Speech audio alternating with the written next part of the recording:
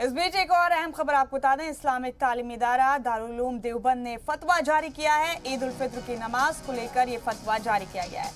Corona के सबब इमाम समेत 3 से 5 लोगों को बाजमात नमाज अदा करने की इजाजत दी गई है। फतवे में कहा गया है कि अगर बाजमात ना हो सके नमाज तो परेशान होने की जरूरत नहीं है, क्योंकि ये माफ है।